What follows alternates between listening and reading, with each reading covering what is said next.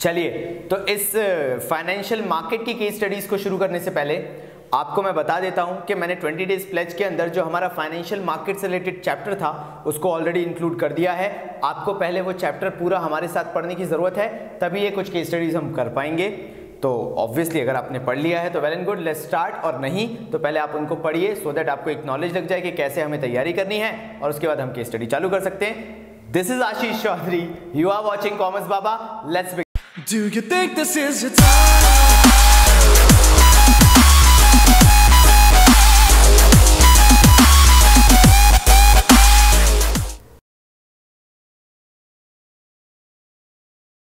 तो यार पहला क्वेश्चन है जो वैल्यू बेस्ड या केस स्टडी से बेसिकली रिलेटेड है, वो है Sudha limited has sold 1 lakh equity shares of ₹10 each at 12 per share to an investment banker who offered them to the public at ₹20 each।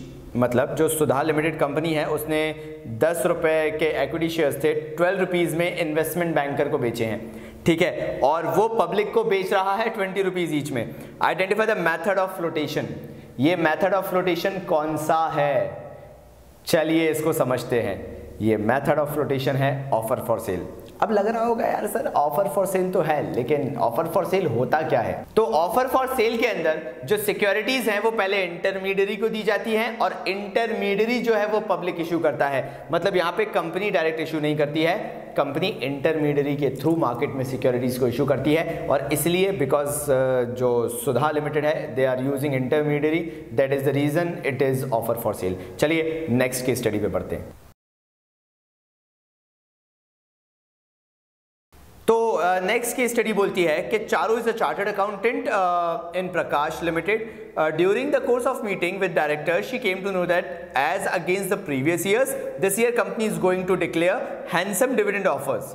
It is observe that when such news becomes public then the share market jumps up. Obviously अगर किसी company के बारे में पता चलेगा कि ये company heavy amount of dividends पे ऑफ किया करेगी, तो नए नए शेयर होल्डर्स जाके उससे जुड़ने लगते हैं, क्योंकि शेयर होल्डर्स को पता होता है कि उससे उन्हें बेनिफिट होगा।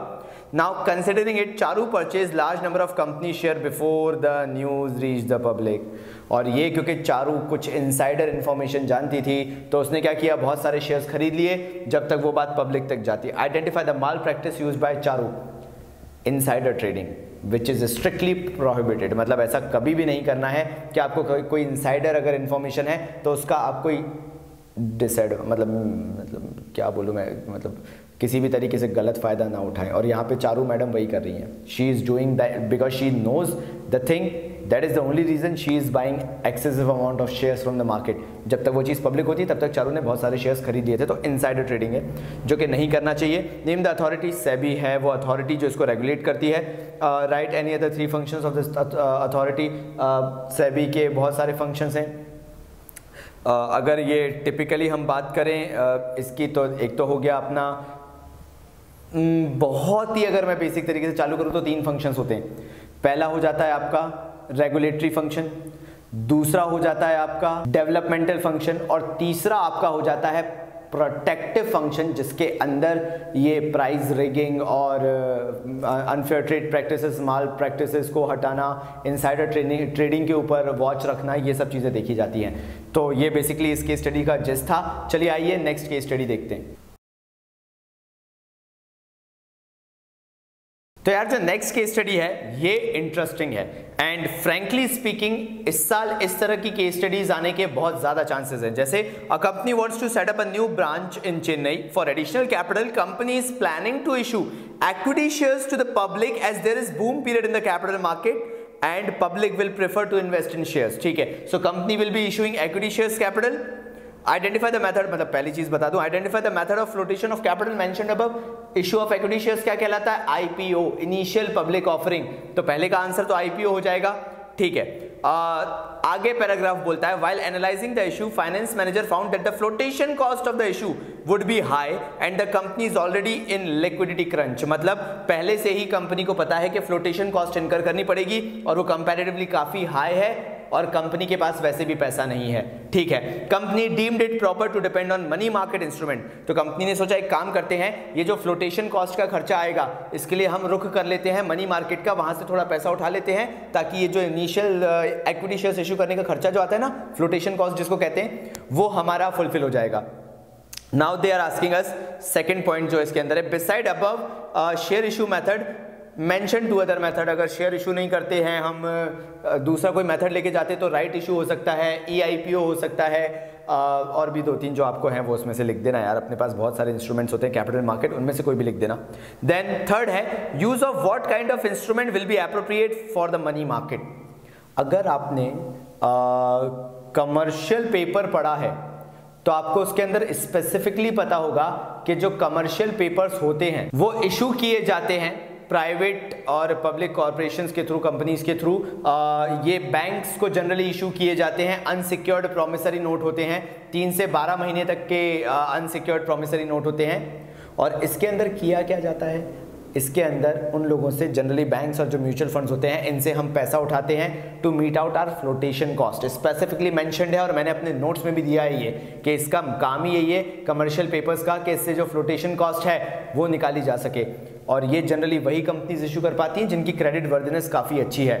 तो ये क्वेश्चन बहुत अच्छा है, इसको अलग से स्टार बना के लिख लेना, बाबा जी की बात मानना। चलो आगे बढ़ते हैं। तो यहां बोला गया नेक्स्ट केस स्टडी के अंदर, the directors of Pico limited decided to declare bonus issue of equity shares to the shareholders. Bonus shares देने वाले हैं एनुअल जनरल मीटिंग के अंदर। और इसी टाइम पे एक डायरेक्टर ने 20,000 शेयर्स मार्केट से ले लिए 30 पर शेयर पे, और 100 shares as bonus issue was declared and he made capital gain out of it.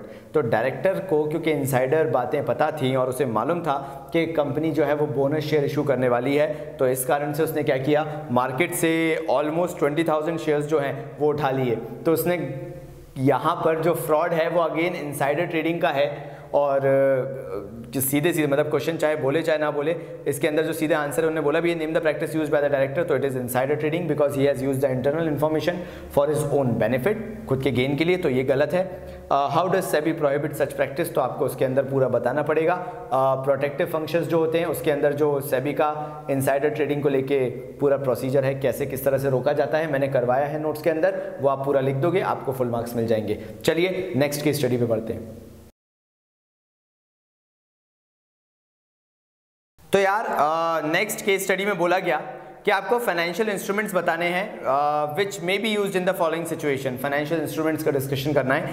पहला उन्होंने बोला, a company need funds to meet flotation cost in order to issue equity shares in the market. अब भी पढ़ के आ रहे हैं और उसका आंसर है कमर्शियल पेपर। जो कमर्शियल पेपर होते हैं they are just issued to meet up the financial cost. तो पहला तो बहुत ही सरल था, और याद रखना ये मनी मार्केट इंस्ट्रूमेंट्स जो है पूरे याद होने चाहिए, क्योंकि इस सेंस में भी पूछा जा सकता है। और ये वाले क्वेश्चन को भी स्टार लगा देना, क्योंकि ऐसे क्वेश्चन आने की संभावना बहुत ज़्यादा है। ठीक है। Second, the instrument that is issued during the period of tight liquidity when the deposit growth of bank is slow, मतलब nobody wants to deal in cash basically, but the demand for credit is high. Credit की demand बहुत ज़्यादा होती है, तो जब credit transactions बहुत ज़्यादा होते हैं तो आपको मालूम होगा कमर्शियल बिल्स ज़्यादा यूज होते हैं, that is termed as bills of exchange as well. तो इसका आंसर बिल्स ऑफ एक्सचेंज आपको लिखना पड़ेगा, या कमर्शियल बिल बेसिकली लिखना पड़ेगा। फिर थर्ड आता है, these are also known as zero coupon bonds. सीधी सी बात है भाई, ट्रेजरी बिल सीधे सीधे बोल रहे हैं, treasury bills are known as zero coupon bonds because उस पर आप डिस्काउंट पे इशू करते हैं सेंट्रल गवर्नमेंट और उसे पार वैल्यू पे रीपे कर देते हैं, इसलिए उन्हें जीरो कूपन बॉन्ड्स भी बोला जाता है, मैंने सिखाया है। फिर उन्होंने बोला, it is used by one bank having surplus funds to meet the funds requirement of another bank. तो ये क्या होता है, कॉल मनी, मालूम ही होगा, ये भी मैंने सिखाया है, मेरे नोट्स में मैंने दिया है, इसको हम कॉल मनी टर्म देते हैं। तो बस इसको लेने का कारण था कि मे भी हो सकता है आपसे इस तरीके से भी क्वेश्चंस को पूछा जा सके, तो आपको मालूम होना चाहिए कि एक सिनेरियो केस स्टडीज का ऐसा भी पूछा जा सकता है। चलिए नेक्स्ट केस स्टडी पे बढ़ते हैं।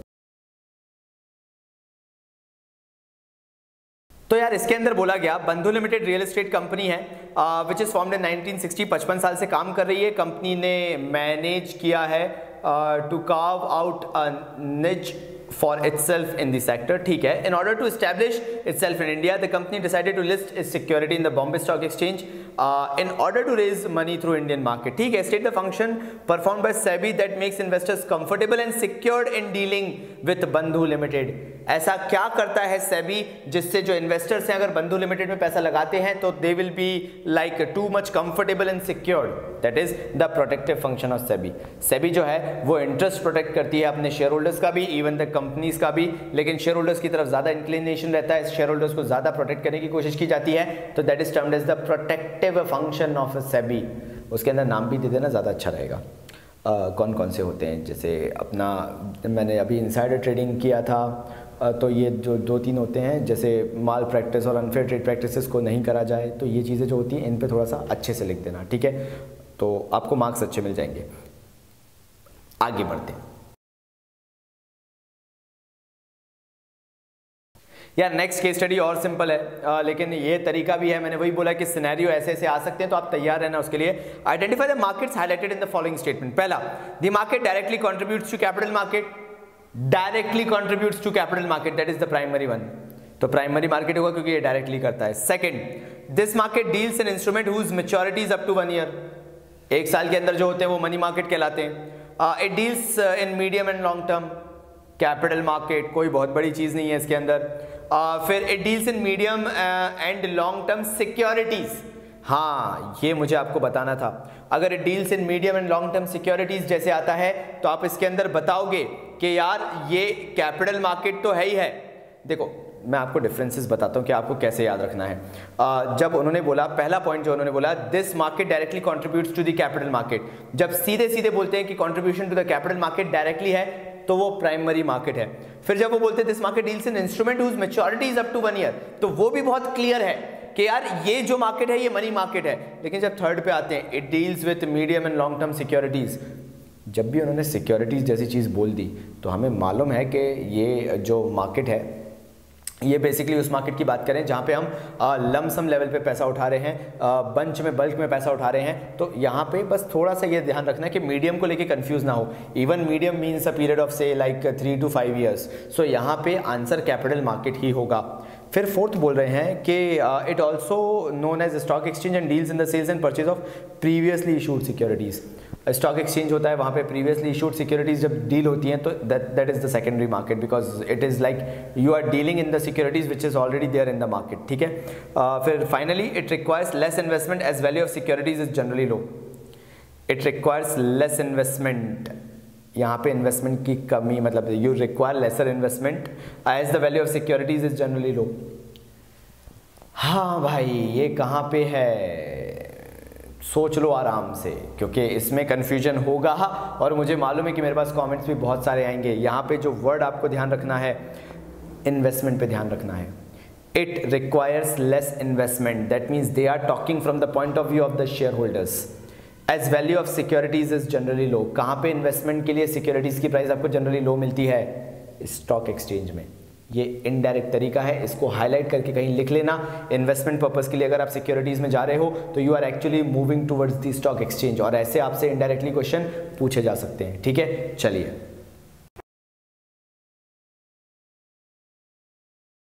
तो नेक्स्ट में बोला दिनेश जो है 100 इक्विटी शेयर्स उसके पास है, he wants to sell 500 of these shares, which market should approach. अरे यार ये तो बहुत ही सरल है भाई, ठीक है, लेकिन ऐसा होना भी चाहिए ना कि उसके पास 1000 शेयर हैं, वो उसमें से 500 बेचना चाहता है, तो किधर जाएगा? सेकेंडरी मार्केट में जाएगा और ब्रोकर के थ्रू मार्केट में सेल आउट कर देगा। कुछ भी नहीं था इसके अंदर। तो बस एक छोटी सी एक क्वेश्चन है जो जनरली कुछ बच्चों को परेशान करता है, तो छोटा सा क्वेश्चन भी डिस्कस कर लेते हैं और फिर खत्म करते हैं। चलिए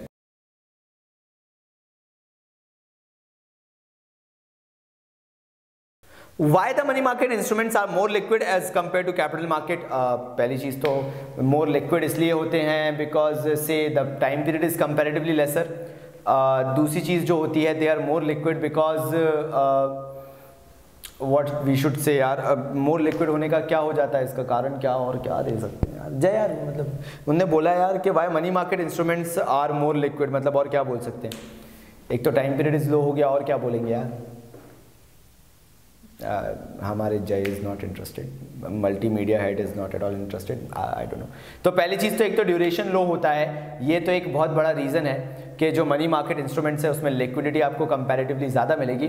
दूसरी चीज़ है these instruments are easily available, readily available, plus it requires lesser complications, मतलब इसके अंदर कुछ ज़्यादा कॉम्प्लिकेटेड चीज़ें नहीं होती हैं, इजी प्रोसीजर होता है, इजी रेजिंग फंड्स होता है। जैसे मैंने आपको बताया था कि कमर्शियल पेपर्स जो होते हैं उसके अंदर तो वो अनसिक्योर्ड प्रॉमिसरी नोट है, आपको कुछ करना भी नहीं पड़ता, कोई मॉर्टगेज भी नहीं रखनी पड़ती, आपको पैसा यूं ही मिल जाता है। तो इसलिए इस सिनेरियो में अगर आप देखें तो इन केसेस में मनी मार्केट के अंदर पैसा रेडिली अवेलेबल होता है, लिक्विड ज़्यादा होता है, ईजी आपको फाइनेंसिंग फैसिलिटीज अवेलेबल होती है।